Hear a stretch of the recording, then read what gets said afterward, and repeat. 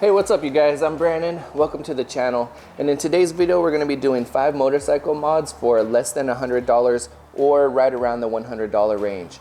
Today, I'll be doing all these installs on a 2022 Triumph Trident, but these will all be universal modifications. So you should be able to find something that fits your specific bike as well.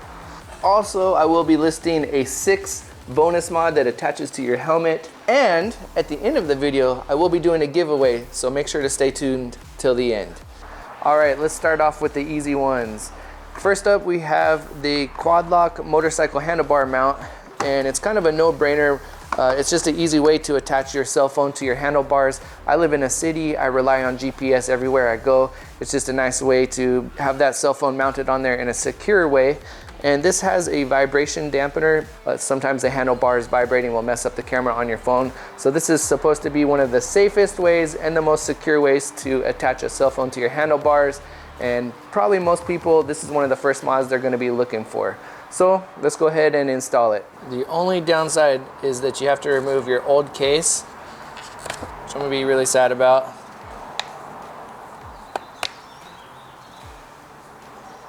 Part's done. Easy. Basically, I'm just going to attach it right here. I want my cell phone to sit sideways and be as low profile as possible. Next up is the vibration dampener. Just screw straight on. Same Allen wrench. And then lastly, the quad lock. And once that's on there, then the phone should snap right in. There we go. So I like this position. I can turn my handlebars all the way to the left, to the right, and it's low profile. That's what's cool about it. To take it off, you just push this little tab there and 1/4 of a turn, and you can go straight up and down. I'm still able to clear my tank and keep it straight up and down if I want, or horizontal. So either direction works. Just make sure that you can clear your tank.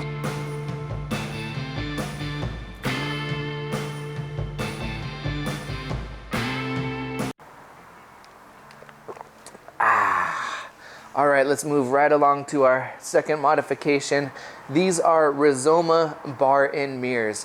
For me personally, my stock mirrors on my bike show about 1/4 of my shoulder. So I prefer to have my mirrors out on the outside where I can get better view of my blind spot. And these are just premium, nice looking mirrors. So aesthetically, I think they look great.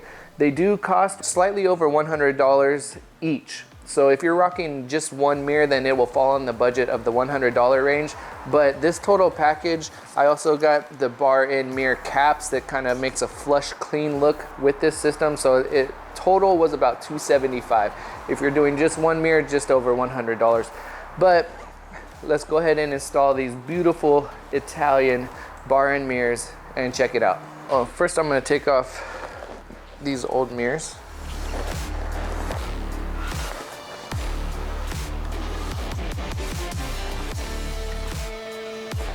And we're gonna take off the stock caps on the end here.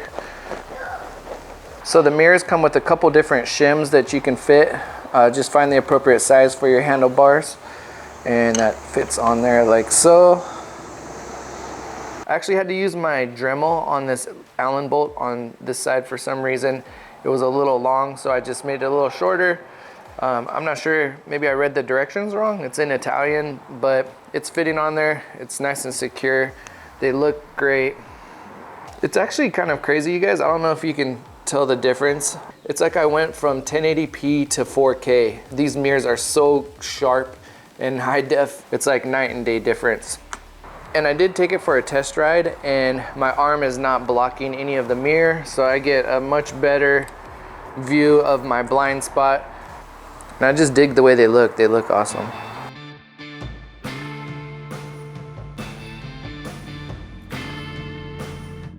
All right, so our bike is starting to look nice. We got some custom mods on it, and we want to keep it looking nice. So mod number 3 is some protection. I'm actually going to do a 2-for-1 on this. I'm going to do a rear axle slider, a front axle slider, and then an engine mount slider. Basically, these are polymer pucks that attach And if the bike is to tip over, the bike is supposed to slide on these, and it sort of protects it from hitting any of the engine components or the wheels or anything that could flip the bike or damage the bike. The engine mounted sliders that we're going to install today, and typically the ones that you want to get bolt on to the engine mount. Don't get one that is just a bolt on, a single puck. You want something that attaches in two places and it sticks out with the polymer that you can replace if your bike does go down. So I'm going to be rocking the Evotech sliders, and they're a premium slider, but it'll be well worth it if you do happen to drop your bike.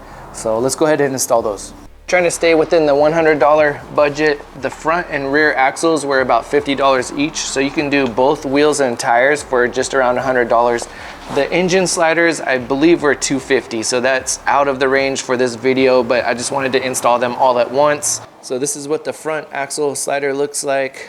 It's basically just this pole. It's gonna slide right through this hole here.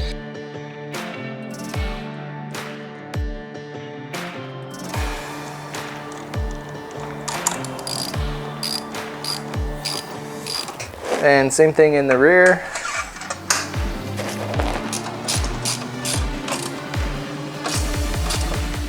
All right, for the engine mount, you're gonna need something with an extension to reach in here to loosen this bolt. And then you're gonna need some sort of flexible head. I have this wrench here that reaches across, that has a flexible head to get on the back side of that bolt. That's probably the most difficult one to access, but basically you just need to take this bolt out here on the engine mount. Next, we're going to take this sleeve. It's going to go in that hole. And then we're going to take our engine slider with the hardware here. Check out this bolt. It even has the Evotech logo on the hardware. This is such premium, nice hardware. It's going to slide through there and then slide through, and we're just going to hold it in place. And then the pro tip that I did for the flexible head is we're going to use the same bolt that we took off the engine mount. I'm going to place it in my socket and put a little piece of tape on there. That way when I'm trying to find its way back, it doesn't drop down with gravity. So just that's how I was able to figure out the way to do it. Flexible head tip, a little bit of tape, stick it right in, and then our Allen wrench on this side, we're going to tighten it down. But don't tighten it all the way yet, because we still have to attach the other bolt.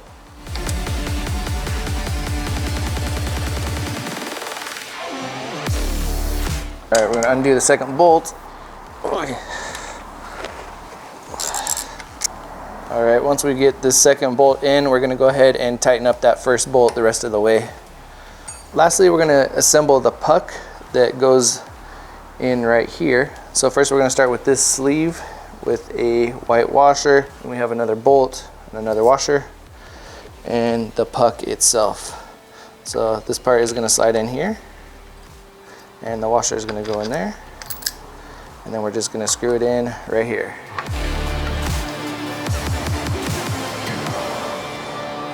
And that is it. We have our engine mounted sliders, and we're just going to do the same exact thing on the other side.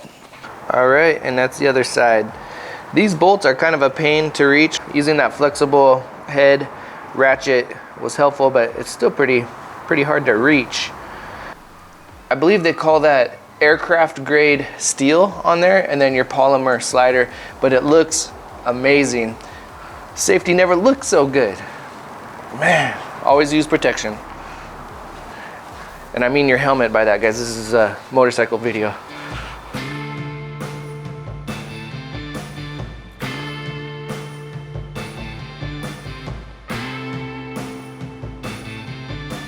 All right, let's keep on moving. Modification number 4. So this is going to be purely aesthetic. This is just something for looks, and what I'm referring to is a wrap.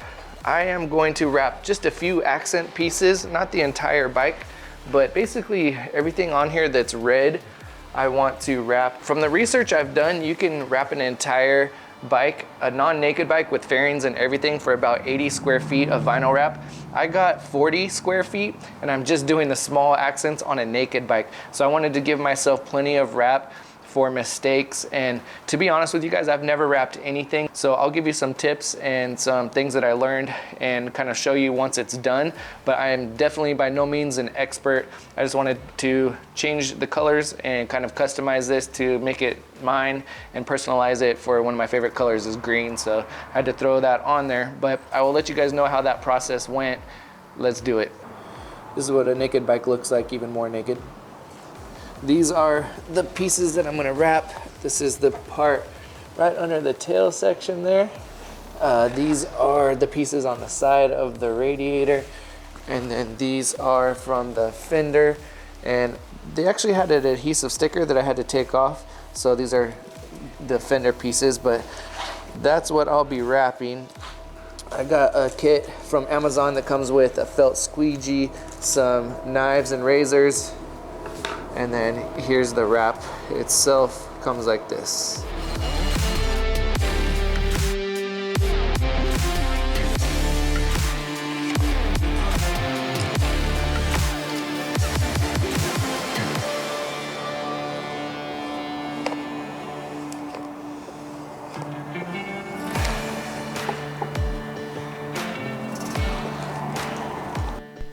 All right, I think I got a nice starting area. So now I'm just trying to get the corners.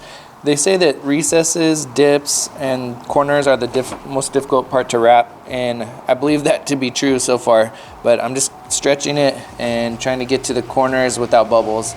So got a decent start though.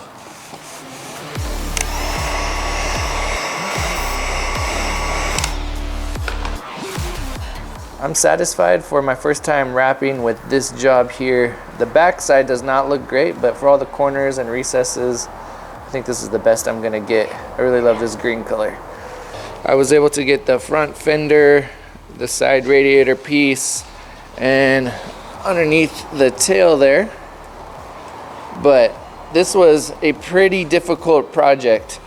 I thought because they were smaller pieces that it would actually be easier, but there's so many recesses and turns and corner pieces and holes to try and wrap in that it was actually pretty difficult. I spent about 6 to 7 hours just on those few pieces wrapping them there. So my biggest advice would be, don't be afraid to use that heat gun. If you made a mistake and you need to peel back the vinyl, hit it with the heat, it sort of reforms and then you can stretch it back out.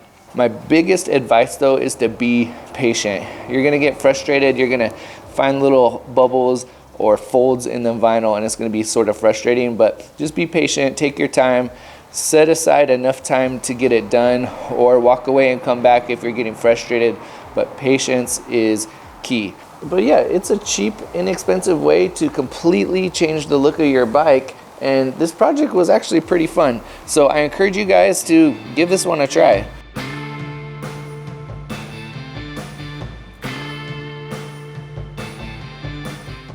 Okay, it's time for our bonus mod. This modification is not something we're gonna put on the bike, but it's actually a helmet mod. So most people, when they attach a GoPro to either do some moto vlogging or just to take some pictures or video, and they want to attach a GoPro, they have to use the 3M that came with the GoPro and try and find a flat spot. But to get somewhere flat, you would typically have to put it on the side of your helmet. But this mod that I'm going to show you guys today is made by a company called Chin Mounts. And this is a specific mount that is made for your helmet. So you'll go on their website, you'll put in the helmet. I have a Rai Regent X. I put that on the website. This thing popped up, and it's a mount that's specific to this helmet that is molded right there to the chin. You can go to that website, enter your helmet's information in, and see if they carry a product for you. Most likely they will. They have a ton of mounts on their website, so I'm pretty sure they'll have one for your helmet as well. We'll go ahead and take this adhesive off and blast it with the heat gun for about 30 seconds.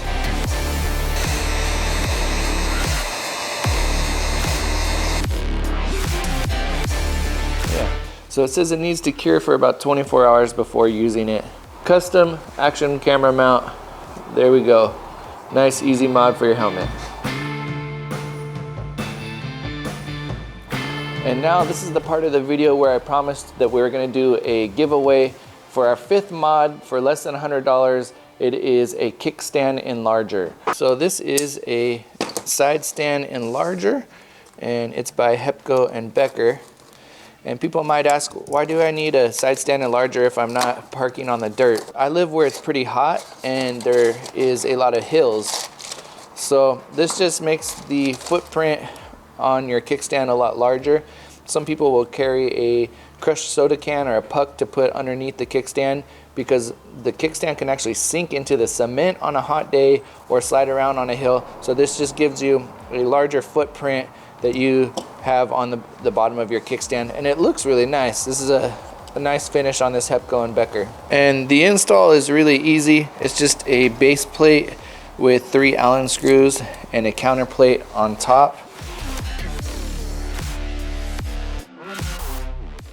So if you would like your very own Hepco and Becker kickstand enlarger and you own a Triumph Trident 660, comment below 660 and what country you're from and enter the giveaway. Within 30 days, I'll pick a winner and send you your kickstand enlarger. Good luck.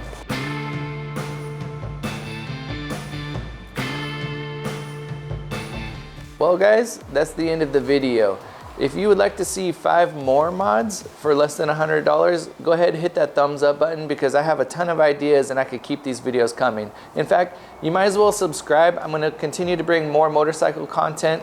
I have an installation of an exhaust for the Triumph Trident. So just hit that subscribe button if you want to follow along on that journey. And just like at the end of all my videos, I will remind you guys to get outside, stay hydrated, and keep on moving.